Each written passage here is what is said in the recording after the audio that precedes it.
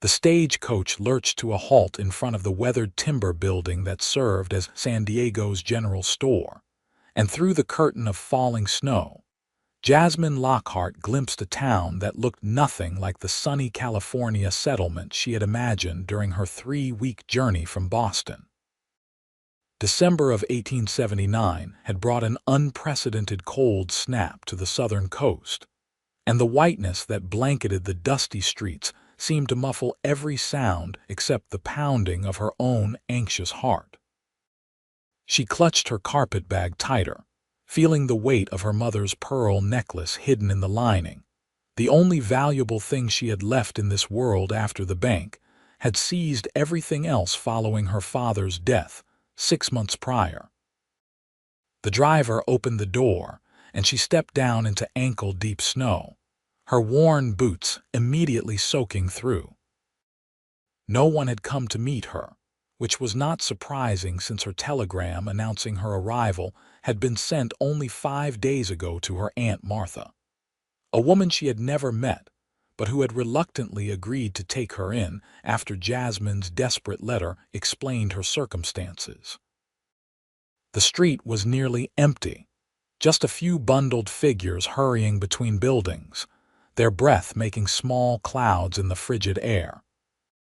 Jasmine pulled her thin wool coat closer and began walking toward what appeared to be a boarding house, hoping someone there might direct her to the Lockhart homestead on the outskirts of town.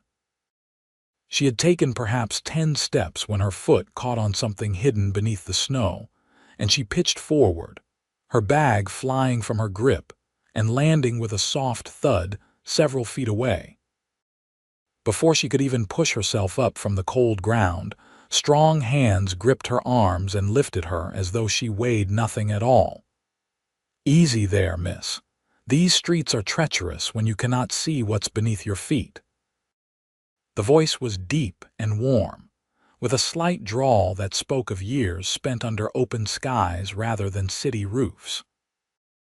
Jasmine found herself staring into the bluest eyes she had ever seen, set in a face weathered by sun and wind but still young, perhaps no more than 25 years to her own 22. Dark hair curled out from beneath his wide-brimmed hat, and snow had collected on his broad shoulders, suggesting he had been standing outside for some time.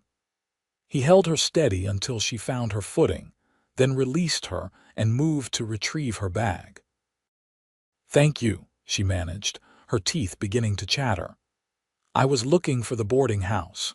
You will find no rooms there tonight," he said, brushing snow from her bag before handing it back to her. "The place is full up with cattlemen who came for the auction and got trapped by this storm. Are you expected somewhere? I can take you there if it is not too far." His gaze was direct but not unkind, and Jasmine felt something in her chest that had been tight for months begin to loosen just slightly. "My Aunt Martha Lockhart lives somewhere near here," she said. "I am Jasmine Lockhart from Boston. She is expecting me, though perhaps not today given the weather." She watched his expression change, saw something flicker across his face that might have been recognition or perhaps concern, and her stomach sank. "Do you know her?" The man was quiet for a moment, and in that silence, Jasmine heard the soft whisper of snow falling around them, a sound like the world holding its breath. When he finally spoke, his voice was gentler than before. "I knew Martha Lockhart, miss. I am sorry to tell you that she passed away near about 3 weeks ago. Fever took her fast, and there was nothing the doctor could do." He watched her face carefully, and Jasmine wondered what he saw there, what expression her features had arranged themselves into without her conscious direction. The world seemed to tilt sideways, and she felt the man's hand on her elbow again, steadying her. 3 weeks ago, which meant her aunt had already been dead when she sent that desperate final letter, when she had sold the last of her mother's silver to buy the stagecoach ticket, when she had said goodbye to the only home she had ever known. "I see," she heard herself say, though the words sounded distant and strange. I see. Thank you for telling me. Come with me, the man said, and there was something in his voice that made it not quite a command but more than a suggestion. You cannot stand out here in this cold, and we need to figure out what is to be done. My name is Owen Yates, and I own a ranch about 5 miles north of town. Right now, though, I have a room at the saloon where we can get you warm and fed while we sort this out. Jasmine knew she should refuse, knew that going anywhere with a strange man was the height of impropriety, but the cold was seeping into her bones and her head was spinning, and she simply could not think of any alternative. She nodded, and Owen took her bag in one hand and offered her his other arm. They walked together down the snow-covered street, their footsteps the only marks in the fresh powder, and Jasmine felt as though she had stepped out of her real life and into some strange dream from which she might wake at any moment. The saloon was warm and smelled of wood smoke and whiskey, and the handful of men inside looked up when they entered, their gazes curious but not hostile. Owen led her to a table near the fire and pulled out a chair, then went to speak with the woman behind the bar. Jasmine sat and stared at the flames, trying to make her mind work properly, trying to figure out what she was going to do now. She had exactly $3.47 in her purse, no place to stay, and apparently no family left in the world except for some distant cousins in Virginia she had never met and who had never responded to her letters. Owen returned with 2 cups of coffee and a plate of bread and cheese. "Eat something," he said, sitting across from her. "You look like you have not had a proper meal in days." He was right, of course. She had been rationing the food she had brought with her, trying to make it last, and breakfast had been nothing but a hard biscuit and an apple. She ate slowly, feeling warmth return to her fingers and toes, and Owen waited without speaking until she had finished. "Thank you," she said finally. "I am grateful for your kindness, Mr. Yates. I will repay you as soon as I am able, though I confess I am not certain how that will be managed at present." "There is no debt," Owen said, waving off her words. "What are your plans now? Do you have family elsewhere you can go to?" His eyes were kind, and Jasmine felt an absurd urge to cry, which she firmly suppressed. "No," she said simply. "There is no one. I had thought perhaps I might find work here in San Diego, but I suppose that depends on what opportunities are available for a woman with no particular skills beyond reading and writing and managing a household." She tried to sound practical and businesslike, but her voice wavered slightly on the last words. Owen was quiet for a moment, turning his coffee cup in his hands. "My ranch needs a housekeeper," he said slowly. "The man who works for me, his name is Samuel. He is getting on in years and his cooking is barely edible. The house is large enough that you would have your own room and the pay would be fair. It is hard work, mind you, but honest work, and you would be safe there." He looked directly at her. "I will tell you plain that I am not married and Samuel is the only other person living on the property, so there would be talk in town. But I give you my word that you would be treated with respect and your reputation would remain intact." Jasmine considered this.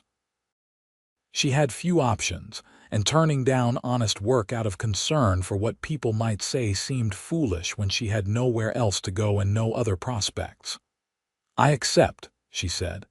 "And I thank you for the offer, Mr. Yates. When would you like me to start?" "Call me Owen," he said, and for the first time she saw him smile, a slow expression that transformed his serious face into something warmer and more approachable. "And we will head out to the ranch as soon as this snow stops, which should be by tomorrow if the old-timers reading the sky are correct. Tonight you can stay here. The woman who runs this place, her name is Dorothy, and she has a spare room upstairs she will rent you. I will cover the cost."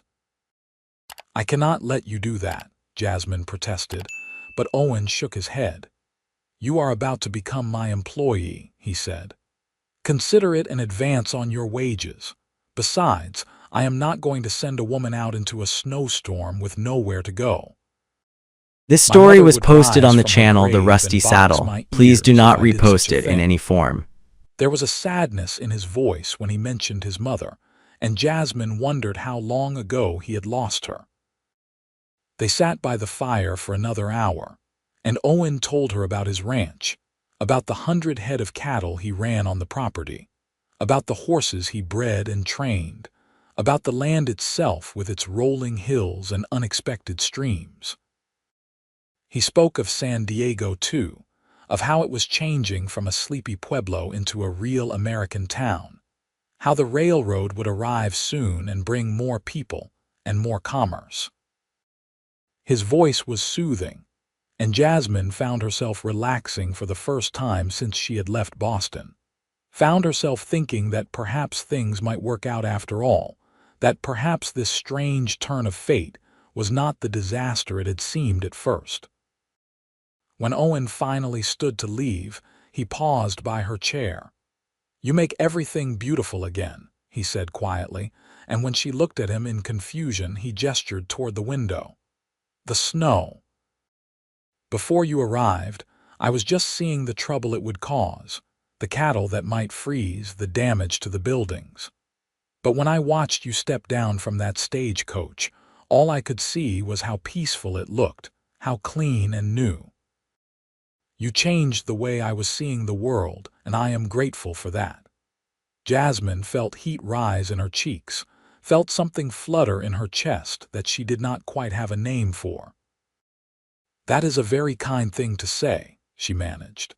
And Owen smiled again before putting on his hat and heading out into the night. Dorothy showed her to a small room upstairs that was plain but clean, with a narrow bed and a washstand and a window that looked out over the snowy street. Jasmine undressed down to her chemise and crawled beneath the quilts, her body exhausted but her mind racing. She thought about Owen Yates and his unexpected kindness, about the ranch she would be living on, about how strange it was that one's entire life could change direction in the space of a single afternoon. She thought about her father, about the stroke that had killed him and the debts she had discovered afterward, about her mother who had died when Jasmine was only 12, and who she still missed with an ache that never quite went away. She thought about Boston, and the little house on Chestnut Street that had been sold to pay creditors, about her friends who had stopped calling when they learned she was poor, about the man she had thought might propose, who had instead married a girl with a substantial dowry. But mostly she thought about blue eyes and a warm voice and strong hands lifting her out of the snow, and she fell asleep with the ghost of a smile on her lips. The next morning dawned clear and bright, the storm having blown itself out during the night. Jasmine woke to sunlight streaming through her window and the sound of shovels scraping against wood as people cleared the walkways. She dressed carefully in her second-best dress, which was still rather worn but at least clean, and pinned up her dark hair. In the mirror above the washstand, she examined her face critically, noting the shadows under her green eyes and the way her cheekbones stood out more prominently than they had a year ago. She looked older than 22, she thought, looked like someone who had seen trouble and survived it.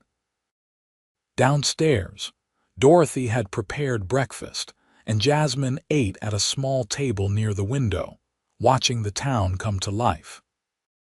Men emerged from buildings and began assessing the damage from the storm.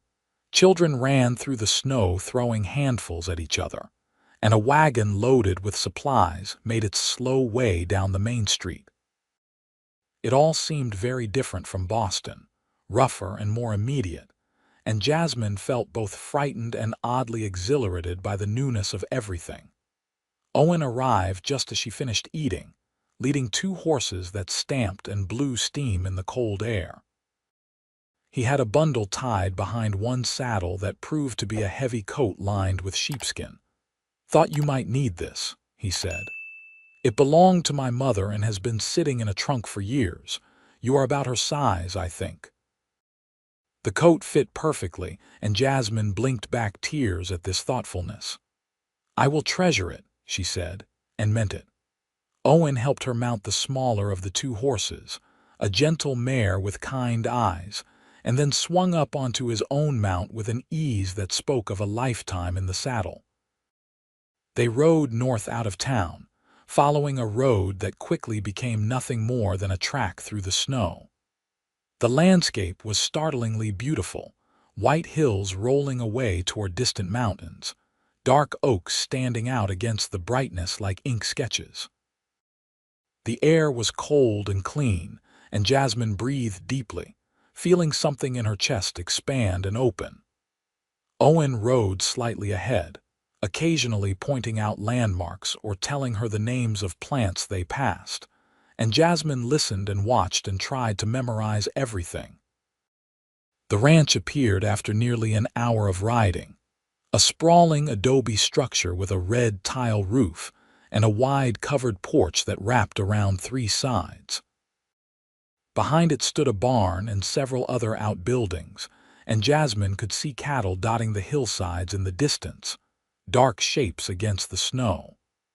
Smoke rose from the chimney, and as they approached, an old man with gray hair and a weathered face emerged from the barn. "This is Samuel," Owen said as they dismounted. "Samuel, this is Miss Jasmine Lockhart. She will be keeping house for us starting today." Samuel's face brightened considerably. "Well, that is the best news I have heard in a month," he said, coming forward to shake her hand. "Welcome to the Yates Ranch, Miss Lockhart. I hope you are prepared for a challenge because this place has not seen a woman's touch in near about 5 years, not since Owen's mother passed." Owen carried her bag inside, and Jasmine followed him into a large main room with exposed beam ceilings and a stone fireplace big enough to stand in. Doors led off to other rooms, and a staircase climbed to a second floor. The furniture was sturdy and handmade, and everything was covered in a fine layer of dust. "Your room is upstairs," Owen said, leading the way.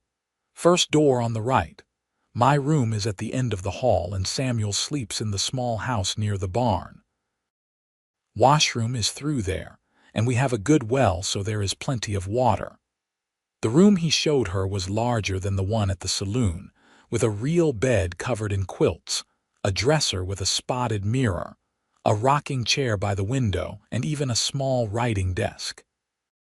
"This was my mother's sewing room," Owen said. "I hope it will suit you."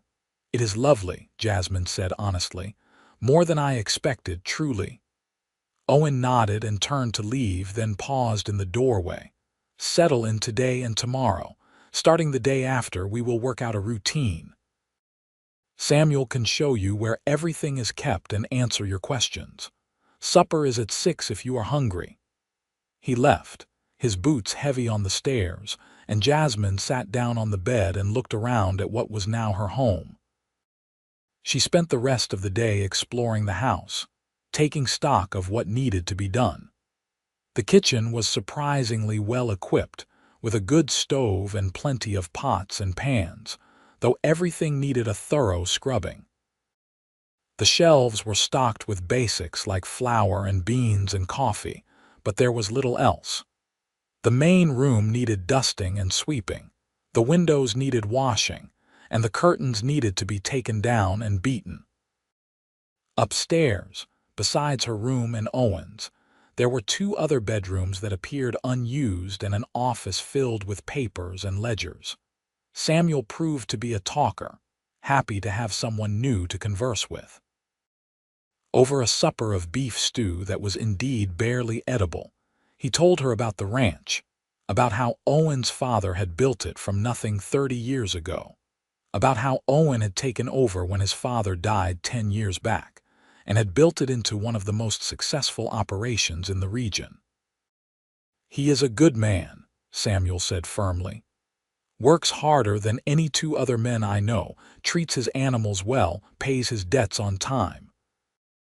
There are some who look down on him at first because his father was just a simple rancher and not one of the old Spanish families, but Owen has earned respect through his own merit. Does he have any other family? Jasmine asked, curious despite herself. This A story was sister who posted on the married a channel The banker in Rusty San Saddle. Francisco, Please do not Samuel repost said. it in any form. They write letters back and forth, but she does not visit much. I think this life is too rough for her taste now that she has gotten used to city comforts. He looked at Jasmine appraisingly. You seem like you might be made of sterner stuff, though, even if you do come from back east. I hope so, Jasmine said. I will certainly try my best. The days settled into a rhythm after that. Jasmine woke early each morning and prepared breakfast for the three of them, then spent her days cleaning and organizing and gradually bringing the house back to life. She discovered that she enjoyed the physical work, enjoyed seeing the tangible results of her labor. She washed windows until they gleamed, beat dust from rugs and curtains, scrubbed floors on her hands and knees, and polished furniture until the wood glowed. In the kitchen, she experimented with the ingredients available, gradually expanding the menu beyond Samuel's limited repertoire of stew and beans. Owen was often out on the range during the day, checking on the cattle and making repairs to fences damaged by the snow. When he was at the house, he was quiet and polite, thanking her for meals and complimenting her work, but maintaining a certain distance that Jasmine found both frustrating and reassuring.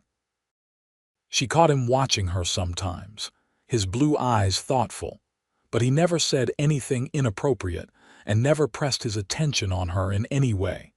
Christmas came and went quietly. Jasmine made a special dinner of roasted chicken and dried apple pie, and Samuel produced a bottle of wine he had been saving.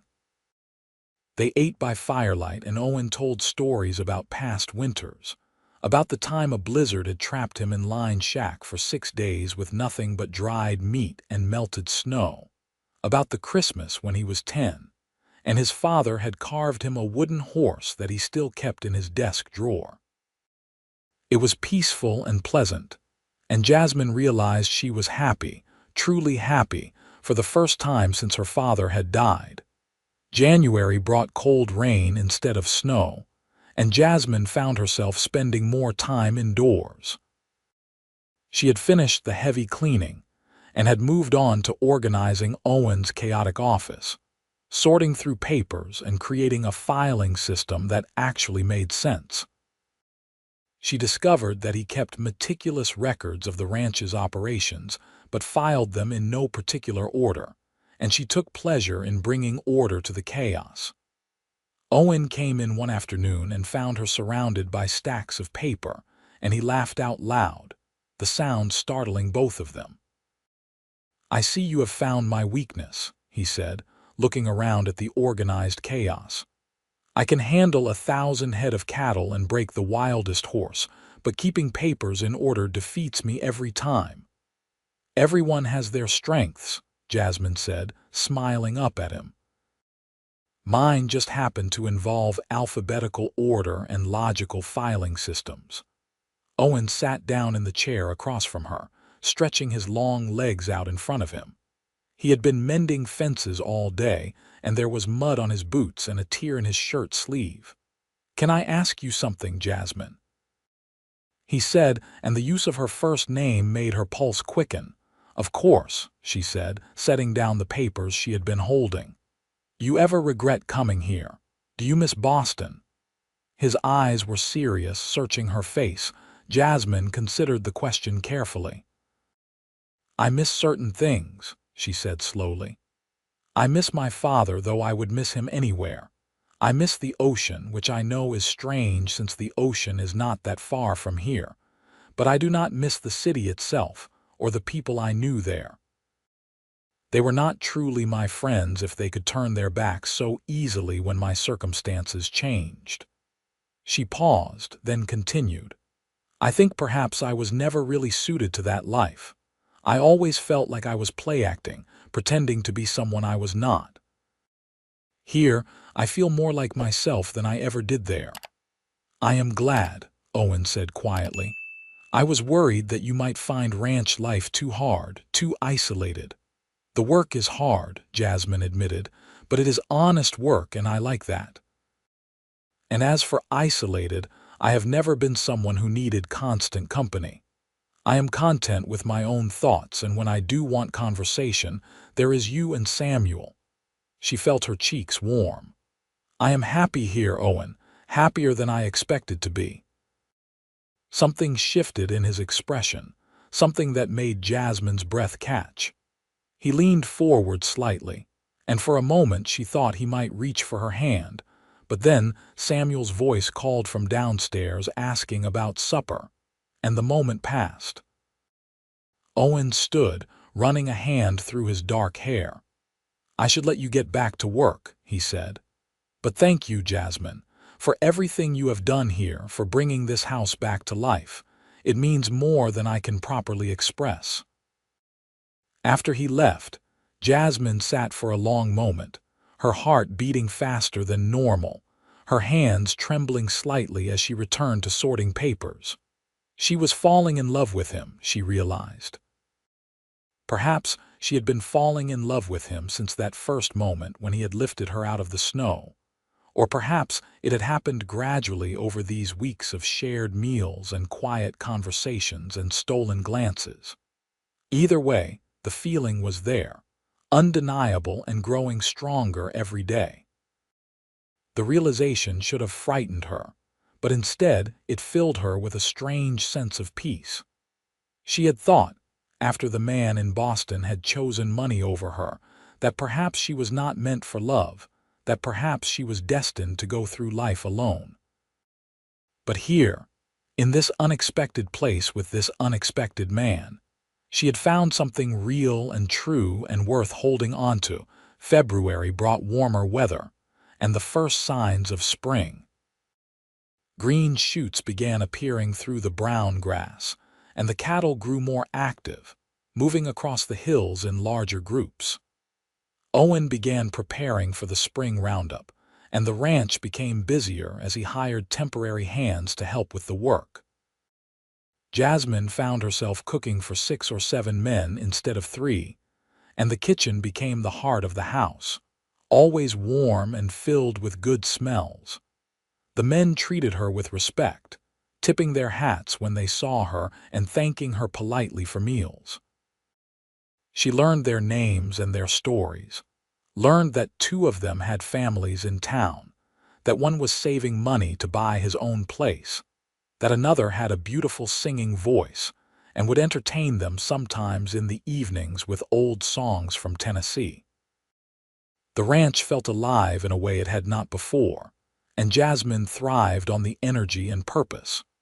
One evening in mid-February, after the other hands had gone to the bunkhouse and Samuel had retired to his cabin, Jasmine was washing dishes when Owen came into the kitchen.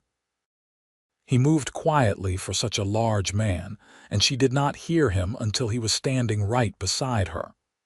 "Let me help you," he said, picking up a towel and beginning to dry the plates she was washing.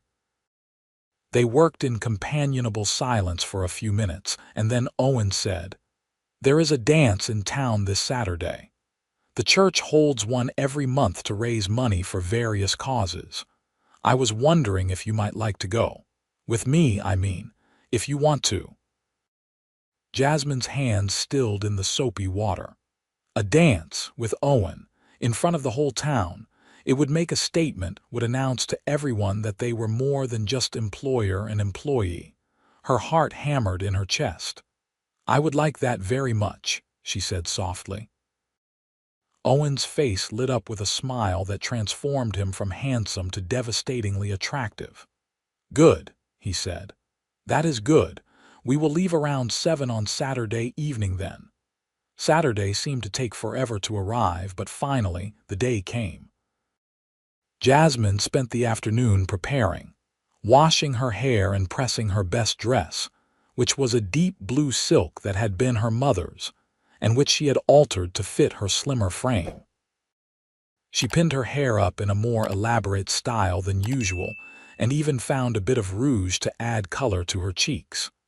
When she looked in the mirror, she barely recognized herself.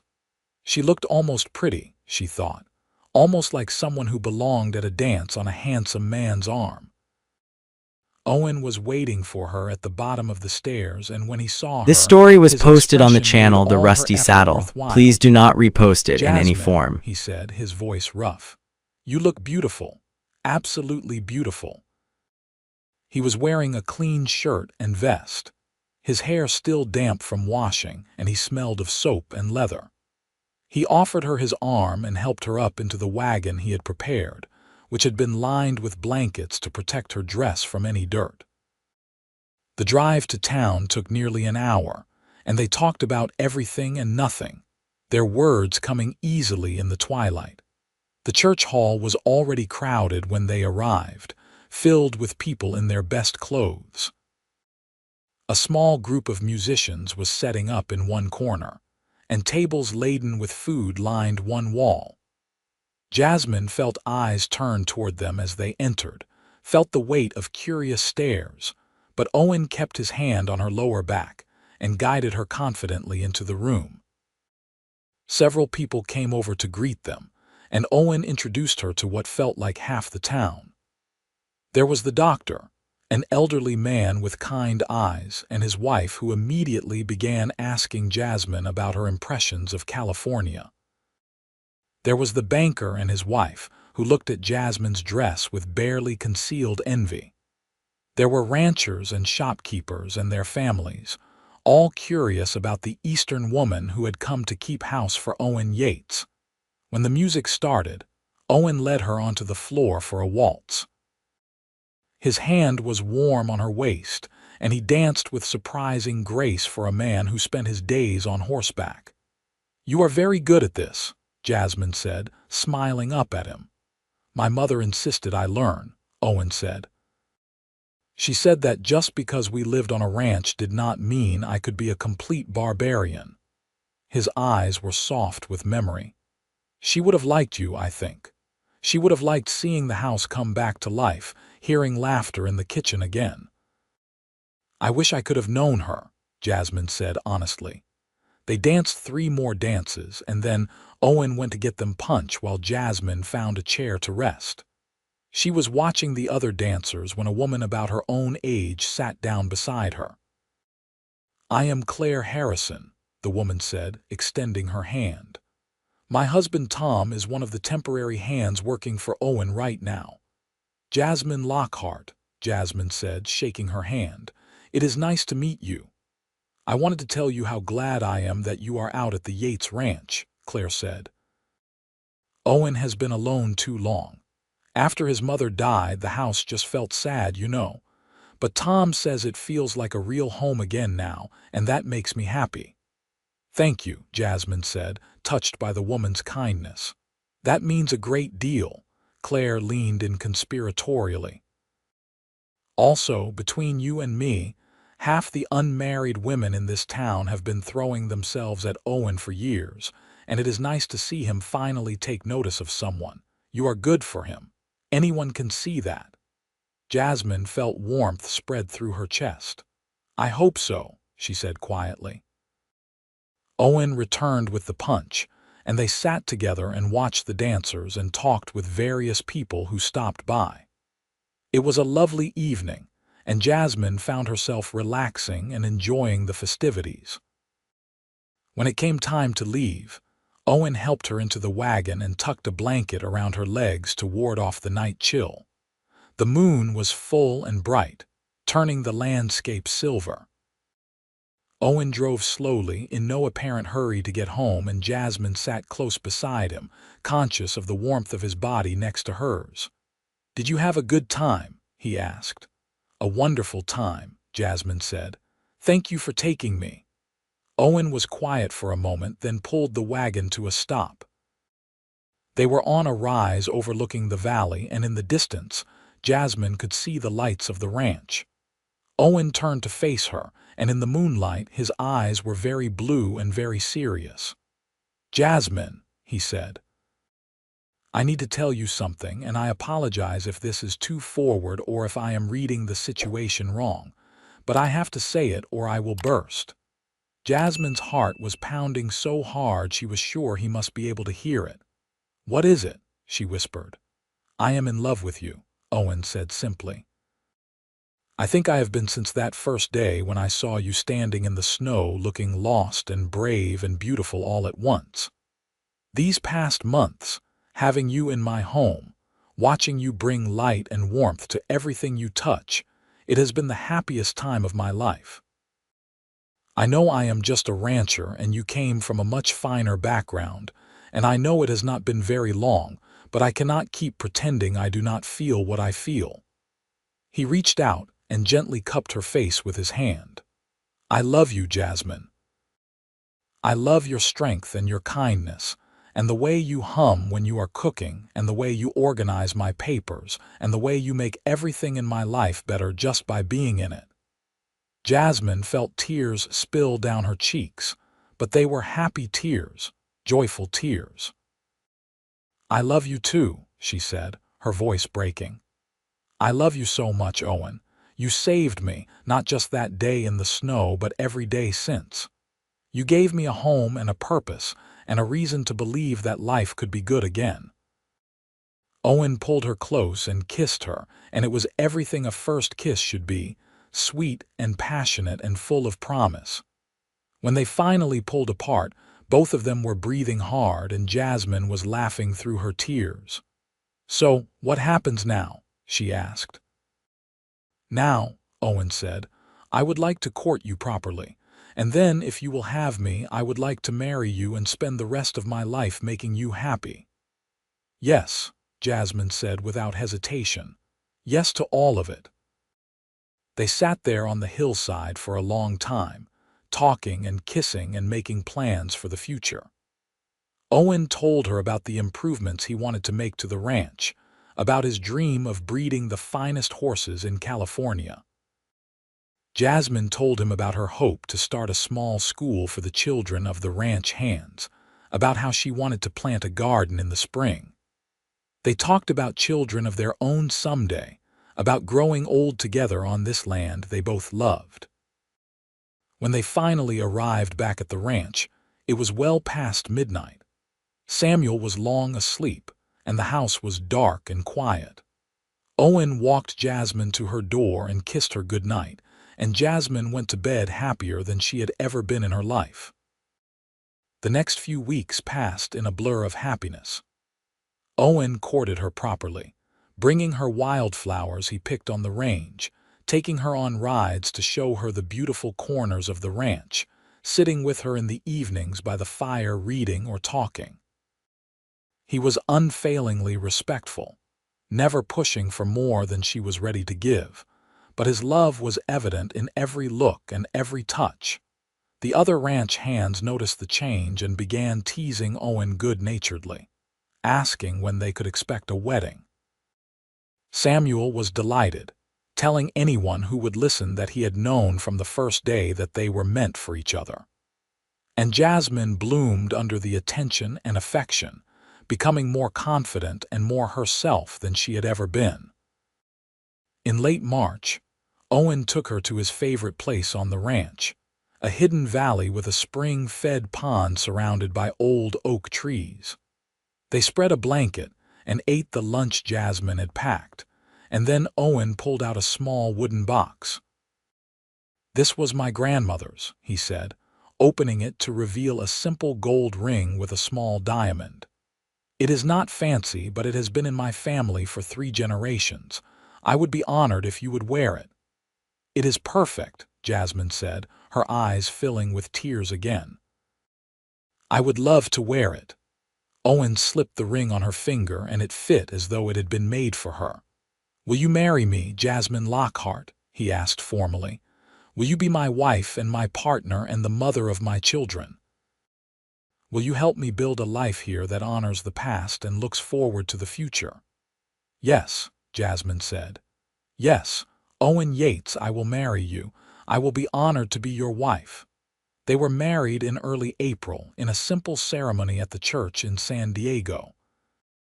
Jasmine wore her mother's blue silk dress with fresh flowers in her hair, and Owen wore a new suit that he had ordered specially from San Francisco. Samuel stood up for Owen, and Claire Harrison stood up for Jasmine.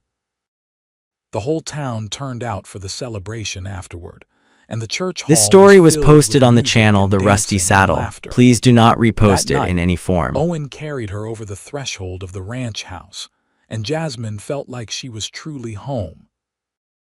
They made love slowly and tenderly, learning each other's bodies, and afterward lay tangled together in Owen's big bed talking until dawn. "I never thought I could be this happy," Jasmine whispered. "I thought my life was over when I left Boston, but it was just beginning." "We were both just beginning," Owen said, kissing her forehead. "And now we get to continue together." The first year of their marriage was full of hard work and joy. Jasmine threw herself into improving the ranch, planting the garden she had dreamed of, starting the small school for the children that met twice a week in the front room. Owen expanded the herd and began his horse breeding program, and by the end of the year, they were more prosperous than ever. In December, exactly 1 year after Jasmine had arrived in the snow, she told Owen she was expecting their first child.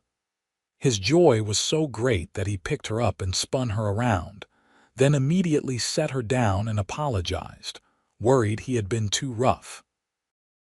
Jasmine laughed and kissed him, and told him she was not made of glass. Their son was born the following August, a healthy baby with Owen's blue eyes and Jasmine's dark hair. They named him William, after Owen's father, and the house was filled with the sounds of a baby crying and cooing and eventually laughing. Owen was a devoted father, spending every spare moment with his son, and Jasmine would often find them napping together in the big chair by the fire, Owen's large hand protective on William's small back. When William was 2, Jasmine became pregnant again, and this time they had twin daughters, which surprised everyone, including the doctor. Emma and Alice were identical, with their mother's green eyes and their father's smile, and they brought chaos and love to the household in equal measure. The house that had once been so quiet and sad was now filled with the noise of children playing, and Jasmine could not imagine life any other way. The school she had started grew, and eventually they built a separate building for it, hiring a proper teacher while Jasmine served on the board and helped with curriculum. The garden expanded into a small farm, providing vegetables not just for their family but for sale in town. The horse breeding program became renowned throughout California, and people came from as far away as San Francisco to buy Yates horses. Through it all, Owen and Jasmine's love deepened and strengthened. They had their disagreements, of course, as any couple does, but they always talked through their problems and never went to bed angry. They made time for each other even as their responsibilities grew, taking rides together when the children were with Samuel, sitting up late by the fire talking after everyone else was asleep. Years passed, and their children grew. William showed an early aptitude for ranching and was constantly at his father's side, learning everything he could. The twins were different from each other despite their identical appearances. Emma loved books and learning, and announced at age 7 that she was going to be a doctor, which made Jasmine hide a smile at the outrageous ambition even as she supported her daughter's dreams. Alice loved the outdoors and could ride as well as her brother by age 8, and she spoke seriously about taking over the horse breeding program someday. When Jasmine was 35, she had one more child, another son they named Samuel after the old man who had become like family to them. The original Samuel had passed away peacefully in his sleep 2 years earlier, and they had buried him on a hillside overlooking the ranch he had loved. The baby Samuel was a solemn, thoughtful child who seemed to observe everything carefully before acting. By the time Jasmine turned 40 in 1897, she and Owen had built something remarkable together. The Yates Ranch was one of the most successful in Southern California, known for its quality cattle and horses, and for the family that ran it with integrity and kindness. The school had expanded into a full elementary school that served children from all over the county.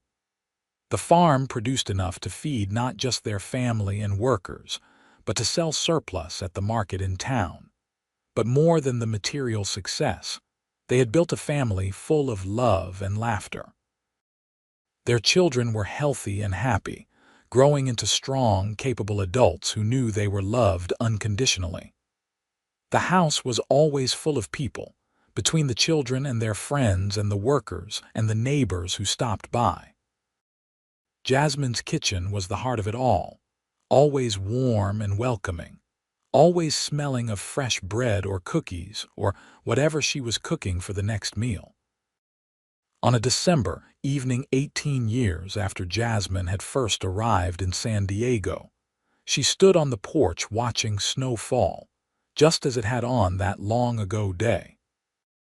It was rare for snow to fall here, and she could not help but think of how different her life might have been if she had arrived on a different day, if she had not fallen in the street, if Owen had not been there to catch her.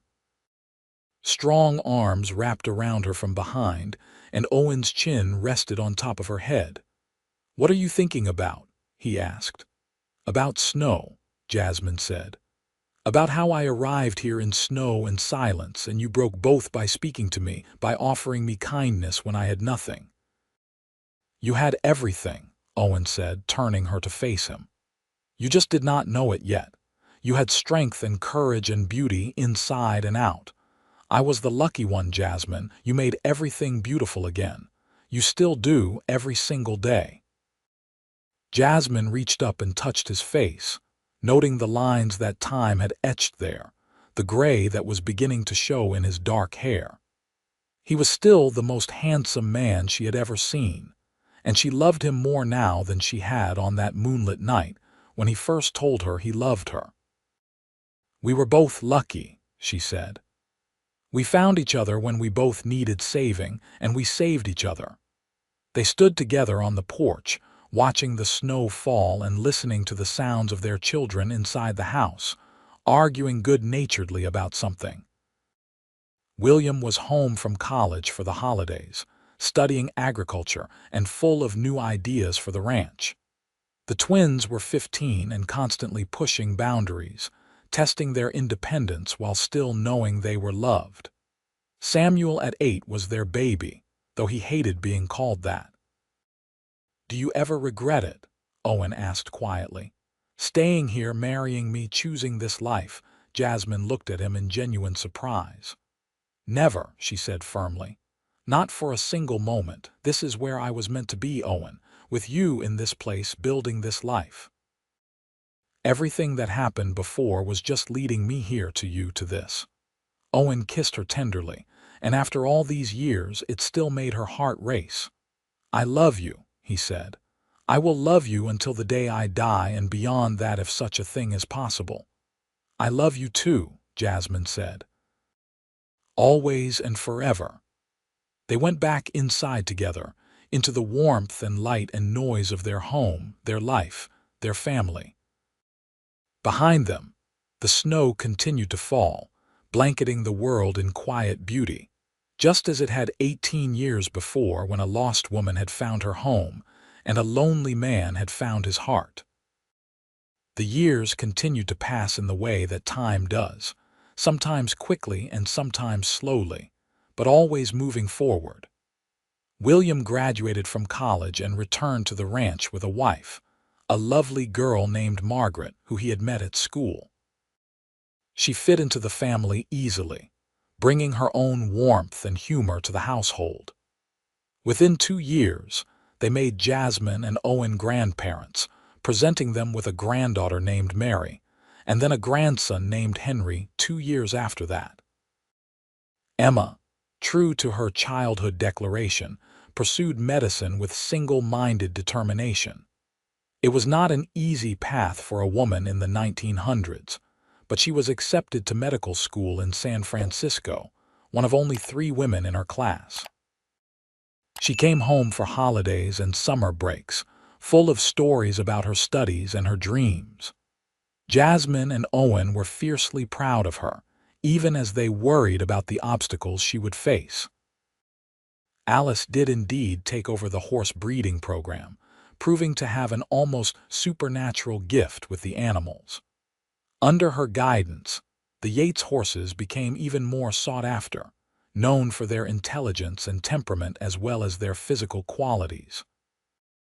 She showed no interest in marriage, declaring that horses were far less complicated than men, which made her father laugh even as her mother worried quietly about her future.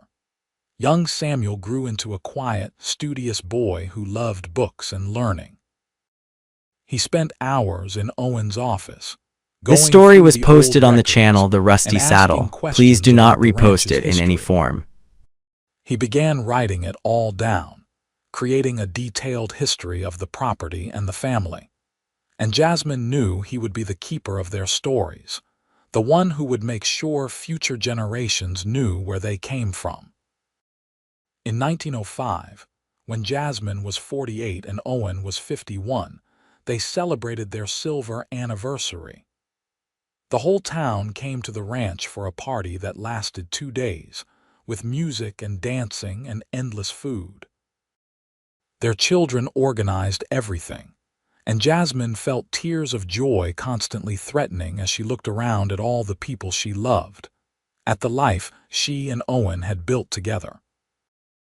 On the evening of their actual anniversary, after all the guests had gone home and the children were in bed, Owen took Jasmine's hand and led her out to the place where he had proposed all those years ago. The oak trees were fuller now, the pond was the same, and the stars shone overhead just as brightly. 25 years, Owen said, pulling her close. It seems like both forever and no time at all. I know what you mean, Jasmine said, resting her head against his chest and listening to the steady beat of his heart. Sometimes I still feel like that frightened girl stepping off the stagecoach.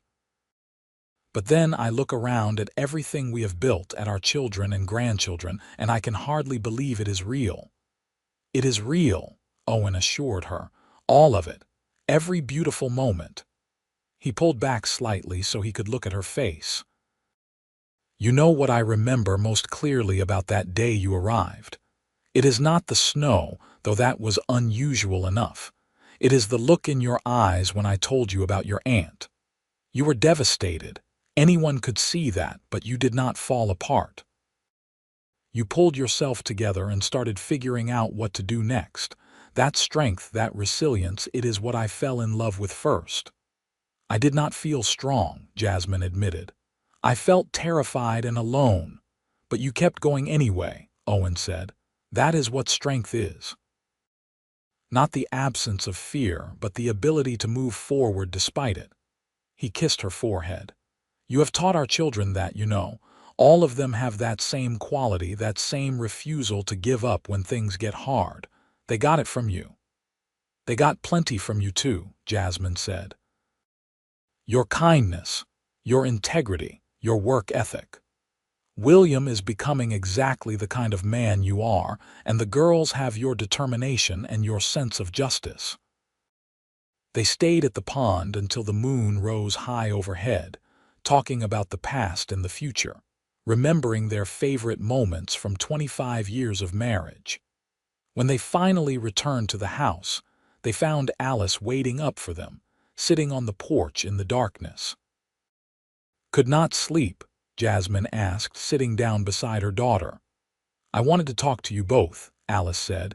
She sounded nervous, which was unusual for her. I met someone at the horse auction last month. His name is Robert Chen, and he is a trainer from San Francisco.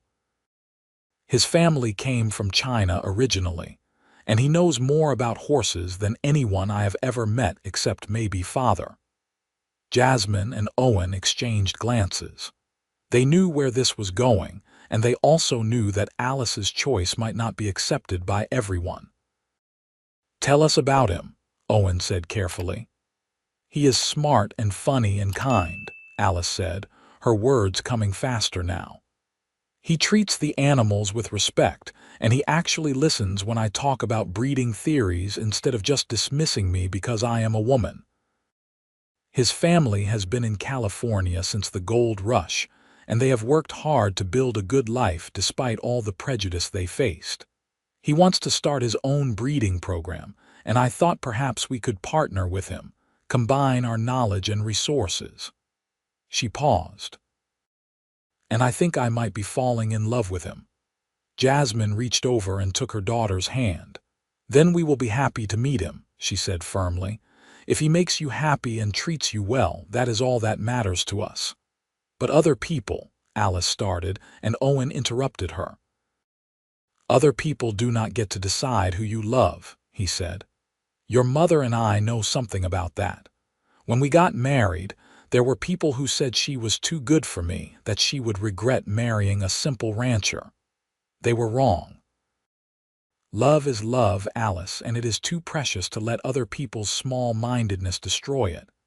Alice's eyes filled with tears. "Thank you," she whispered. "I was so worried you would be disappointed." "Never," Jasmine said, pulling her daughter into a hug. "We could never be disappointed in you. You are brave and strong and true to yourself. Those are the things we hope to teach you, and you learned them well." Robert Chen came to visit the ranch a month later, and Jasmine and Owen liked him immediately. He was indeed knowledgeable about horses, and his respect for Alice was evident in every interaction. More importantly, he made her laugh, brought out a softer side of their daughter that they had not seen before. When he formally asked their permission to court Alice, they gave it gladly. The courtship was not without challenges. There were people in town who made their disapproval known, who refused to do business with the ranch because of Alice's choice. But there were far more people who supported them, who saw two young people in love and chose to celebrate that rather than condemn it. Owen and Jasmine made it clear that anyone who had a problem with their daughter's relationship was not welcome on their property, and most people came around eventually. Alice and Robert were married in the spring of 1906, in a ceremony that blended both their traditions. Jasmine cried happy tears as she watched her daughter take her vows, saw the love shining in both their faces. They built a house on the far side of the ranch property and started their breeding program, which quickly became even more successful than anyone had predicted. Emma graduated from medical school that same year and returned to San Diego to open a practice. She faced significant prejudice at first, with many people refusing to see a woman doctor, but her skill and compassion gradually won people over. She worked long hours and was devoted to her patients, and Jasmine worried about her burning herself out. But Emma seemed energized by the work, fulfilled in a way she had never been before. Young Samuel went off to university to study history and writing, with plans to become a professor someday.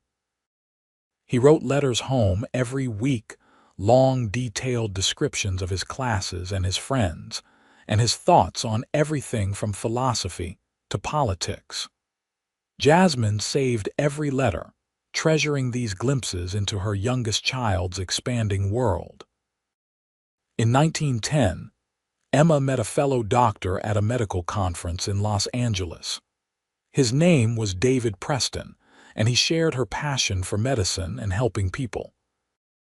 They were married within 6 months, and Emma glowed with a happiness Jasmine had worried she might never find, so focused had she been on her career. David joined Emma's practice, and together, they served the growing community of San Diego. William and Margaret had 3 more children by 1912, giving Jasmine and Owen a total of 6 grandchildren. The ranch house was often filled with the sound of children playing, and Jasmine delighted in being a grandmother. She taught them to bake and garden, told them stories about their parents' childhoods, and loved them with the same fierce devotion she had always given her own children. Owen turned 60 in 1914, and though his hair was now more gray than dark and his face was deeply lined, he was still strong and vital. He still rode out every morning to check on the cattle and horses, still worked alongside the ranch hands, still made time to sit with Jasmine on the porch every evening and talk about their day. This story was Their posted love on the had only channel The deepened Rusty over the Saddle. years, Please do not weathering repost every it in any storm, form. celebrating every joy. When the Great War began in Europe, Samuel enlisted despite his mother's tears and his father's concerns. He felt called to serve, to document what was happening, to bear witness to history. He worked as a medic and kept detailed journals of his experiences, sending letters home when he could that reassured them he was alive even as they revealed the horrors he was seeing. Those years were hard for Jasmine, worrying about her youngest child so far away in such danger. Owen held her when she cried, reminded her that Samuel was smart and careful, prayed with her for his safe return. Emma threw herself even deeper into her work, treating returning wounded soldiers and dealing with the influenza epidemic that swept through in 1918. Alice and Robert welcomed their first child, a daughter they named Jasmine in honor of her grandmother. Samuel returned home in 1919, thinner and quieter but alive. He brought his journals, which he planned to turn into a book, and slowly he readjusted to civilian life. He took a position teaching history at the university in San Diego and began writing in earnest, processing his experiences through words on paper.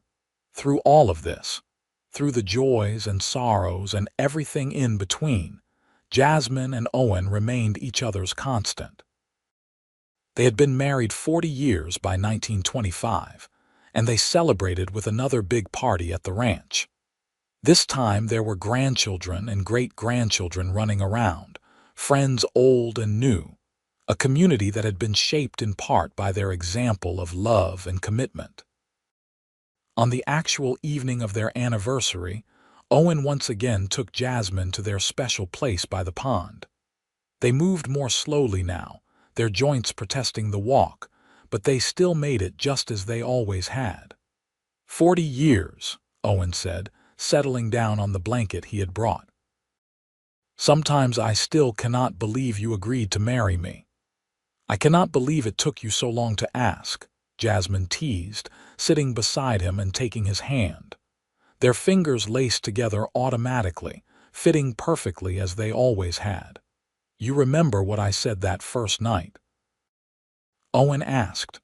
When I told you that you made everything beautiful again, of course I remember, Jasmine said. I think about it often. I want you to know that it is still true, Owen said, his voice thick with emotion. Every day with you has been a gift. You took a broken, lonely man and showed him how to live again, how to love again. You gave me a family and a home full of warmth and laughter. You stood beside me through every challenge and celebrated every victory. You are the best thing that ever happened to me, Jasmine Yates. Tears ran down Jasmine's cheeks, but she was smiling. You saved my life, she said. Literally and figuratively, I arrived here with nothing and you gave me everything. You loved me when I felt unlovable. You believed in me when I did not believe in myself. You built this beautiful life with me, and I thank God every day for that snowstorm that brought me to you. They sat together as the sun set, watching the sky turn gold and pink and purple, listening to the familiar sounds of the ranch settling for the night. In the distance, they could hear their grandchildren's voices, could hear William calling them in for supper. The pond reflected the sky, turning into a mirror of color, and the old oak trees rustled in the breeze. Should we head back? Jasmine asked eventually. In a minute, Owen said. I just want to sit here with you a little longer, just the two of us. I do not need anything else in this moment except you beside me and this place we have loved. So they sat as darkness fell and stars appeared overhead. Two people who had found each other against all odds and built something extraordinary together. They sat until the moon rose and painted everything silver, until the night air grew cool enough that Jasmine shivered and Owen wrapped his jacket around her shoulders. They sat until they were ready to return to the house full of family, to the life they had created through love and work and unwavering commitment to each other. When they finally walked back, hand in hand, the house was glowing with light from every window. Through the glass, they could see their children and grandchildren gathered around the table, waiting for them. William saw them approaching and opened the door, and suddenly everyone was there, surrounding them with hugs and laughter and love. That night, after everyone had gone to bed and the house was quiet once more, Jasmine and Owen lay together in the bedroom they had shared for 40 years. Owen's arm was around her, her head rested on his chest, and they talked in quiet voices about nothing and everything. "I love you," Owen said finally, his voice drowsy. "I will always love you in this life and whatever comes after." "I love you too," Jasmine whispered, "always and forever." They fell asleep like that, wrapped in each other's arms just as they had done thousands of times before. And in the morning, they would wake and begin another day together, another day of the beautiful life they had built, another day of loving each other with the same devotion they had shown for 40 years. The ranch continued to thrive under William's management, with Alice and Robert's breeding program expanding to include partnerships with ranches throughout California. Emma's medical practice grew, and she took on junior partners to help with the increasing patient load. Samuel's book about his war experiences was published to critical acclaim, and he became a respected voice on history and international relations. More grandchildren and great-grandchildren were born, each one bringing new joy to Jasmine and Owen's lives. The house that had once been so quiet and sad was now the center of a large, loving family that gathered often for holidays and celebrations, and sometimes for no reason at all except to be together. Owen lived to be 78, passing away peacefully in his sleep in 1932, with Jasmine beside him. His death was mourned by the entire community, by the family he had built, and the people whose lives he had touched through his kindness and integrity. He was buried on the hillside he loved, overlooking the ranch that bore his name. Jasmine lived 7 more years after Owen's death, surrounded by children and grandchildren who loved her deeply. She spent her days in the garden she had planted so long ago, in the kitchen that had always been her domain, on the porch where she and Owen had spent so many evenings together. She told stories to the great-grandchildren about their great-grandfather, about the day she had arrived in the snow and he had changed her life forever, about the love they had shared for 47 years. When Jasmine passed away in her sleep in 1939 at the age of 82, she was laid to rest beside Owen on that hillside, under an oak tree they had planted together on their 10th anniversary. Her last words to her children had been about him, about how much she had loved him, about how grateful she was for every moment they had shared. The Yates Ranch continued for generations after that, passed down through William's line, and then to his children and grandchildren. The story of Owen and Jasmine became family legend, told and retold to each new generation, a testament to the power of love and kindness, and two people who found each other when they both needed saving.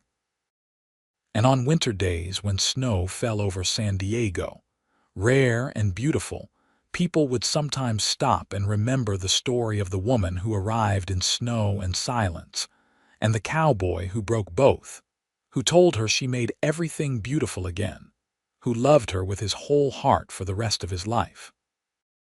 They would remember, and they would smile, and they would believe in the possibility of love transforming everything.